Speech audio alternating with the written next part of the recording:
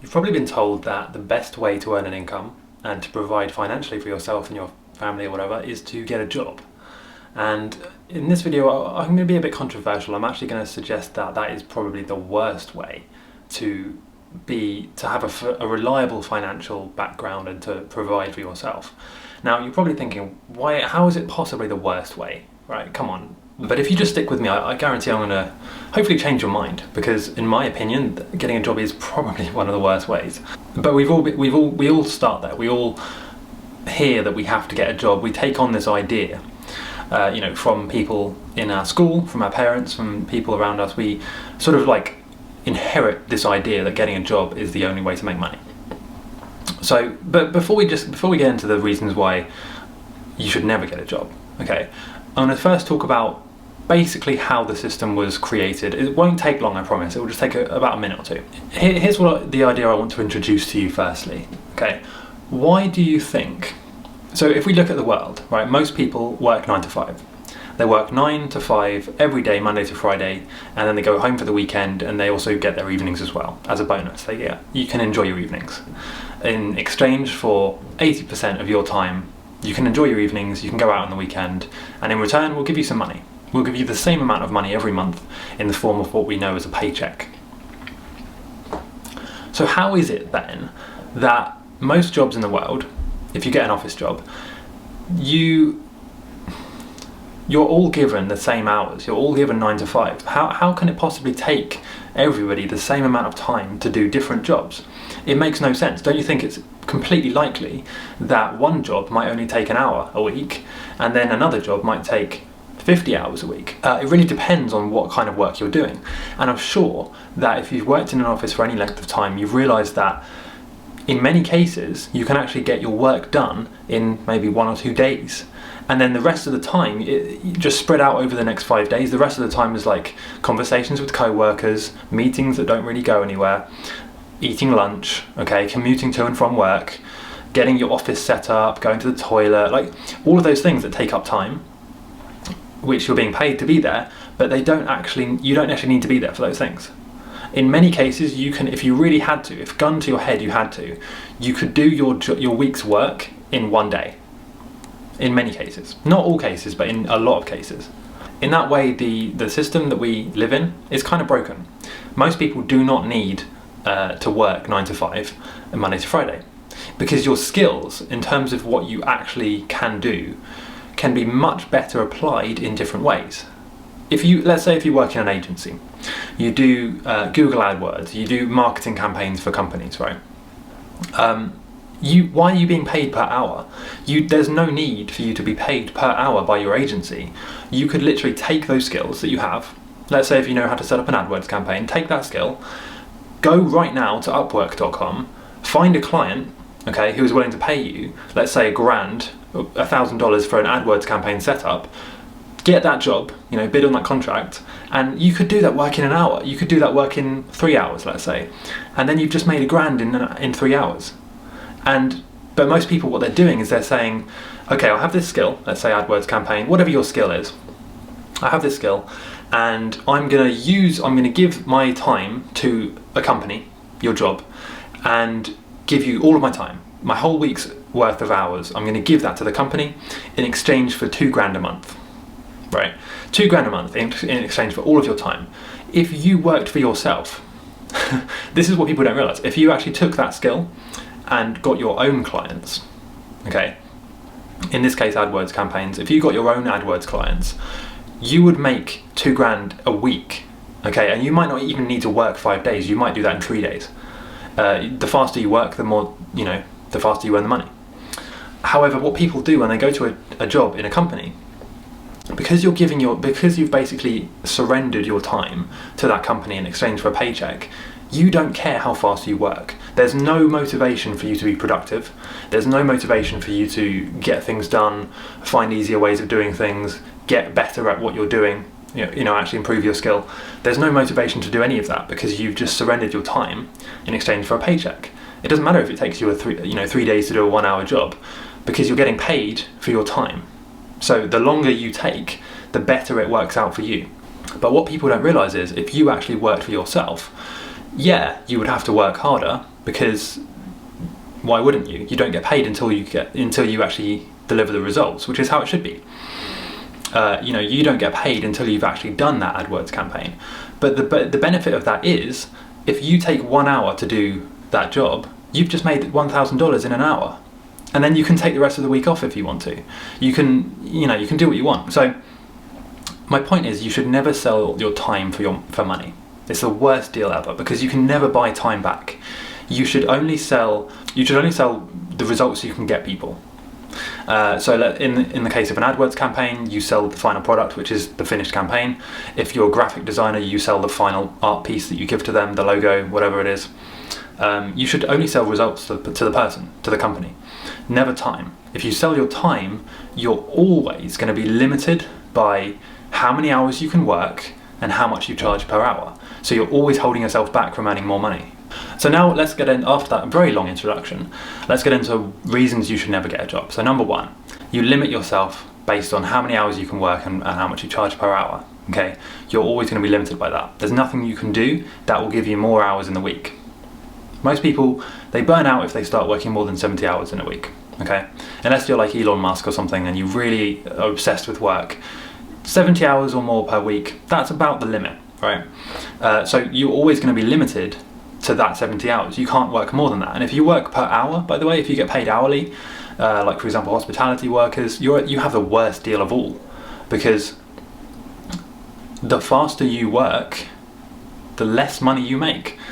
And I remember this vividly when I used to work in a restaurant. I remember that when I was like cleaning down the restaurant after the service, I knew that if I busted my ass and worked really hard, I would actually earn less money because I was being paid per hour.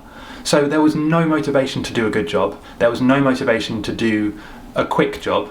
It was, how can we waste the most time? How can we make this process of cleaning cutlery or whatever take the longest amount of time possible and expend the least amount of energy?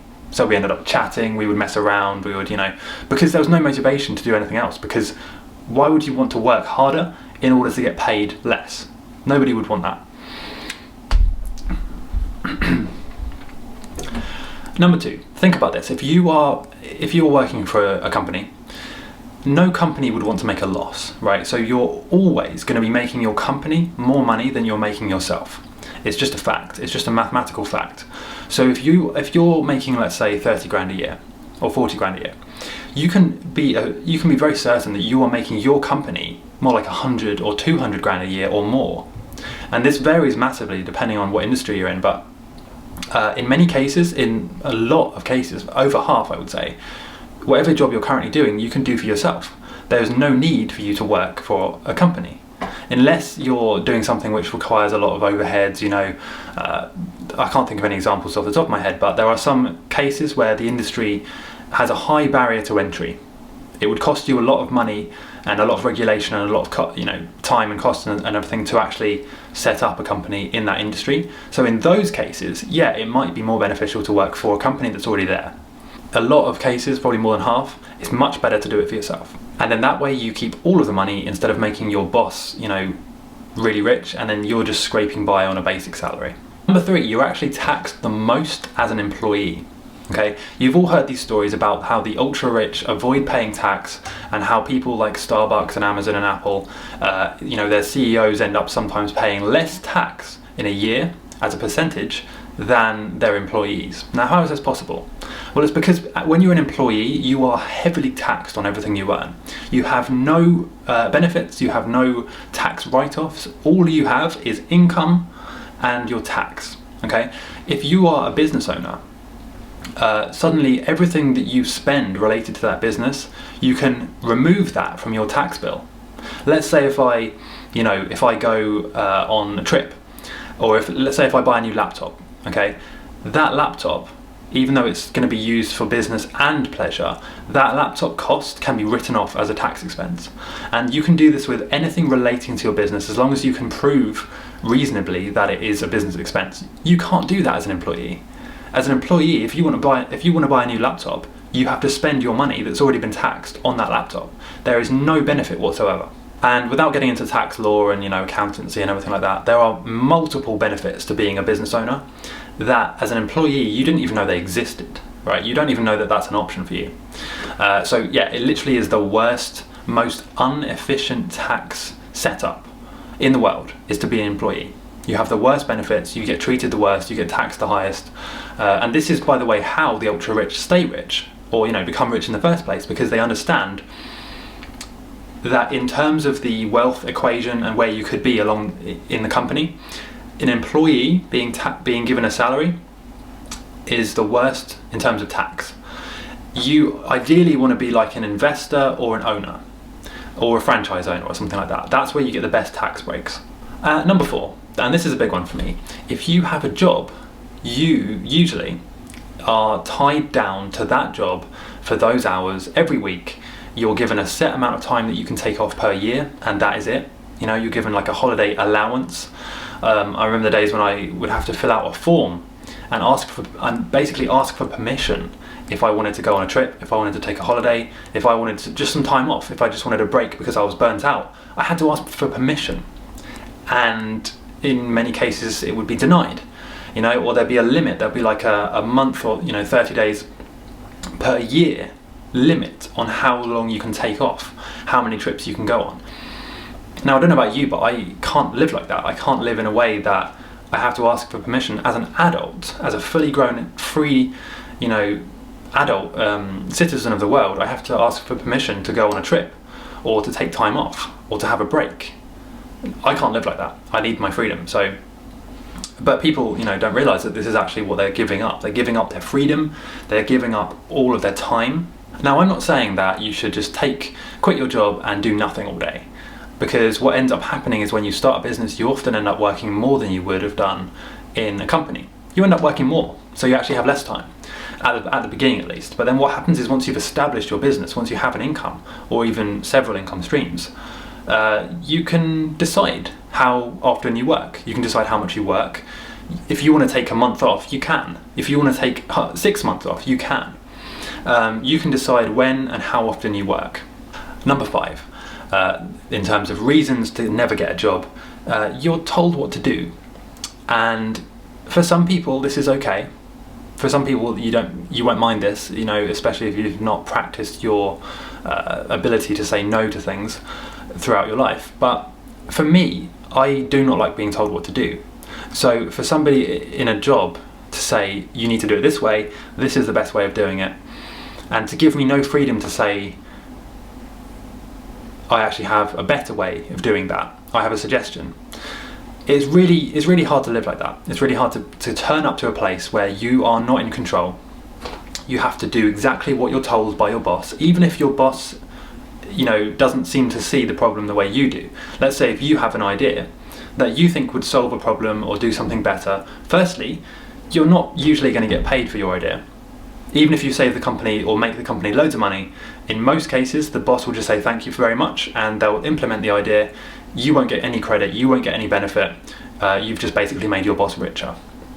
But also, if you have a solution to a problem, in many cases you won't be listened to, you won't be heard, because many people are scared of approaching their boss with an idea for fear of the fact that the boss will say, no, that's a silly idea, go back to work, stop talking. There are varying degrees of strictness in terms of the workplace, but the way I see it is, if you are providing results to a company, you should be able to decide, right, I'm feeling like overwhelmed right now, I'm going to step outside for half an hour and take a break. I do this every day. If I decide that I'm feeling overwhelmed, I will stop what I'm doing and I'll go for a walk, I'll go to the gym, I'll go whatever the case may be, do some press-ups, whatever. But in a job, you can't do that. If you're feeling overwhelmed, you can't take a break like that. You have to wait till your lunch hour, where you're given the privilege of being allowed to eat at a certain time. Or you wait till home time, like a school kid. And I can't live like that. I don't like being told what to do. Number 6, what happens is it becomes very hard to change your career if you become too specialised. Now, as an entrepreneur, I see huge value in being a jack of all trades, being someone that's good at everything. A little bit good at lots of different things, I think, is a hugely valuable skill. And as an entrepreneur, you need to do that. At the beginning especially, before you can afford to outsource things, you need to learn how to do everything yourself. But what happens is you become, when people become like a really specialised employee for a really specific industry, what happens when they lose their job? Well, they're screwed, because they've specialised so much that they can't get another job. Maybe there aren't jobs available. Maybe that industry has declined, and suddenly you'll find yourself at 40 years old, you've only done one career for your whole life, and then suddenly you're out of a job, and there's nobody hiring. You have no skills other than those really highly refined skills that only apply to that industry. But you're basically like, you're using your industry as a crutch, because you don't know how to make money on your own. You don't know how to become successful on your own. You have to rely on that specific training, that particular industry, and if that industry goes away, and this has happened before, by the way, this has happened many times, if that industry gets replaced by AI, you're screwed again, because there's nothing to protect you from that. As an entrepreneur, if I lose everything tomorrow, I still know how to make money. I still know how to build a business. I can still pick up the phone, because I know sales as well, and I can go and sell somebody something tomorrow on the phone. But those skills are lost in the modern world. Most people don't know how to do that. And so if something really bad happens, if there's an economic downturn or a recession or something, or even if they just lose their job, they are screwed. Number 7, you have to beg for what you want in a job. If you want a promotion, you have to really, really prove your worth. You have to work hard. There's no guarantee you'll get the promotion. And when you do get the promotion, it's going to be something crappy like 5% or 20% increase of your salary. And in return for that, you might have to work more hours. You might have more responsibility, whatever.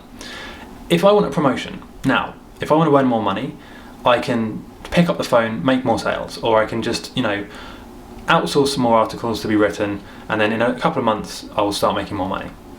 I might be able to increase my income by 50% or more in a year, a 50% pay rise instead of a 5% pay rise, and I don't have to beg anyone for that either. So when you own the business, when you actually work for yourself, you can decide how much you earn. If you want a pay rise, you can give yourself a pay rise. If you think you're going to be more productive working, hanging from a hammock in your house with a triple coffee on the side and whale noises in the background, you can do that, because you can decide what to have, how to have the work environment. You can decide how to work, and you can basically create the best way of working based on how you feel. In an office, you can't do that. You can't play whale noises if you want to, and nobody else wants to hear them. Number 9, if you stop working, you stop getting paid. This is a very big problem. If you like traveling, if you like doing things, like experiencing things around the world, that's a big problem, because if you stop working, per hour, or if you stop, going to your office, if you stop turning up online, you will stop getting paid. But if you own the business, you do not stop getting paid. The money still keeps coming in. It's known as passive income. I actually teach this in my Nomad Bootcamp course, which you can find a link in the description. But it's pretty important. There's a number of different other reasons why you should never get a job. I actually did write a really long blog post about this, so if you want to check that out, the link is in the description. But I hope you enjoyed this, and I'd love to hear what you think, by the way. And so yeah, subscribe to the channel if you're new, because I post weekly, often daily actually, videos about motivation, personal development, growth, and that sort of thing. And yeah, I would love to hear what you think, so leave a comment, and I'll see you next time.